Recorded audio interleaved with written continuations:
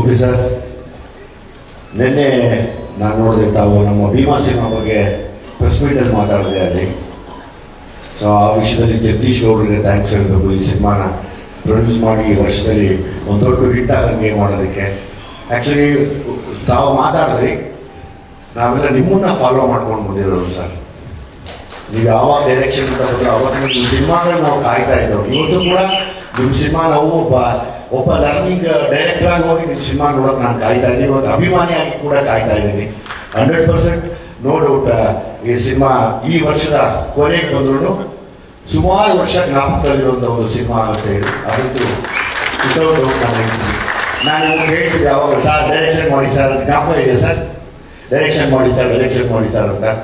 So ಅವರೆಲ್ಲ busy ಇರೋರು, mostly ಅವ್ರು ಮಾಡಿದಾಗ ಕರೀತಾರೆ ನೋಡ್ಕೊಂಡೆ. ಶ್ರೀಕಾಂತ್ ಅವ್ರ ಮೇಲೆ ತುಂಬ ಆಸೆ ಇತ್ತು, ಹೆಂಗೂ ಸರಳ ಮಾಡಿದ್ರು ಮೆತ್ತಿಗೆ ಹೇಳ್ಕೊಂಡು ಹೋಗಿ ಬಿಡ್ತಾರೇನೋ ಸರ್, ನಮ್ಮವ್ರ ಸರ್ ಇನ್ನು ವರ್ಕ್ ಆಗಕ್ಕೆ ಬನ್ನಿ ಸರ್ ಅಂತ. ಅದು ಮಾಡಲಿಲ್ಲ ಅವರು. ನಾನೀಗಂತೂ ಹೇಳಿದ್ದೆ ಸರ್, ಹೇಳಿ ಉಪಯೋಗ ಮಾಡಿದಾಗ ಅಂತ. ಆದರೆ ನನಗೆ ಲೈಫ್ ಟೈಮ್ ಡೈರೆಕ್ಷನ್ ಮಾಡಿದರೆ ಜ್ಞಾಪಕ ಇರಲಿ ಯಾವುದು ಅಂತ ಅದು. ಸೊ ನಿಮ್ಮ ಡೈರೆಕ್ಷನ್ ಸದಾ ಇರ್ತೀನಿ ನಾನು ಆ ವಿಷಯದಲ್ಲಿ. ಹಂಗಾಗಿ ಬರುವಂಥ ಯಾರೇ ನಿರ್ದೇಶಕರಾಗಲಿ, ನೀವೊಂದು ನಾ ಅವತ್ತೇ ಹೇಳಿದ್ದೆ, ಅವ್ರಿಗೆ godfather to the Kannada industry as a director ಅಂತ.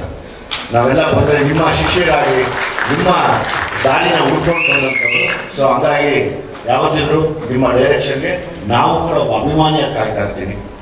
ಒಳ್ಳೇದಾಗಲಿ, ಒಳ್ಳೇದಾಗತ್ತೆ ಕೂಡ. Lahari sir, Velu sir, Srikanth sir, Shivanna ಯಾವಾಗಲೂ ಇವತ್ತು ಫಂಕ್ಷನ್ ಹೇಳಿದ್ರು, ಶ್ರೀಕಾಂತ್ ಬಿಡಮ್ಮ ಚೆನ್ನಾಗಿ ಗೊತ್ತು, ಏನಿಲ್ಲ ಅಂದ್ರೆ ಹೋಗೋದು, ಏನೋ ಇದ್ರೆ ಮಾತ್ರ ಹೋಗೋದು ಅಂತ.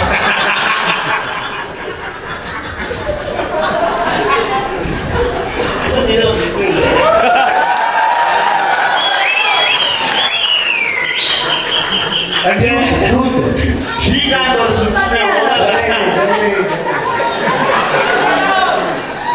ಶ್ರೀಕಾಂತ್ ಇದರಿಂದ ಏನೋ ಒಂದು ಬೇರೆ ಲೆಕ್ಕಾಚಾರಣೆ ಆಗುತ್ತೆ, ಒಳ್ಳೇದಾಗತ್ತೆ ಕೂಡ. ಒಳ್ಳೆ ಮನಸ್ಸು. ನಾಗಿ, ಪುನೀತ್ ಎಲ್ಲ ಸಿಕ್ಕಾಪಟ್ಟೆ ವರ್ಕ್ ಮಾಡ್ತಾ ಇದ್ದೀರ. ಉಪ್ಪಿ ಸರ್ನ ಅವರ ಆಲೋಚನೆಗಳು ತಕ್ಕನಾಗಿ ನೀವು ಸಪೋರ್ಟ್ ಮಾಡಿ ಇವತ್ತು ಎಲ್ಲರೂ ದೊಡ್ಡ ವಿಷಯದಲ್ಲಿ ನಿಂತಿದ್ದಾರೆ. ಈ ಸಿನಿಮಾ ಖಂಡಿತವಾಗ್ಲೂ ಸುಮಾರು ವರ್ಷ ಜ್ಞಾಪಕ ಇಟ್ಕೊಳ್ಳುವಂಥ ಒಂದು ಅದ್ಭುತವಾದ ಪ್ಯಾನ್ ಇಂಡಿಯಾ ಸಿನಿಮಾ ಆಗಲಿ ನಾನು ದೇವರಲ್ಲಿ ಕೇಳ್ಕೊತೀನಿ sir. Thank you very much. Thank you Vijay sir. Poster ಅಲ್ಲಿ ಐ ಇದೆ, ಯು ಇದೆ, ಮಧ್ಯದಲ್ಲಿರುವಂತಹ ಹಾರ್ಟು ಇಲ್ಲಿ ಮಧ್ಯದಲ್ಲಿ ನಿಂತಿದೆ ನೋಡಿ. I love you sir. ಇವತ್ತು ನಾವು ಯು ಐ ಬಗ್ಗೆ ಏನು ಅರ್ಥ ಮಾಡ್ಕೊಂಡು ಇದೆ ಸರ್. I love you.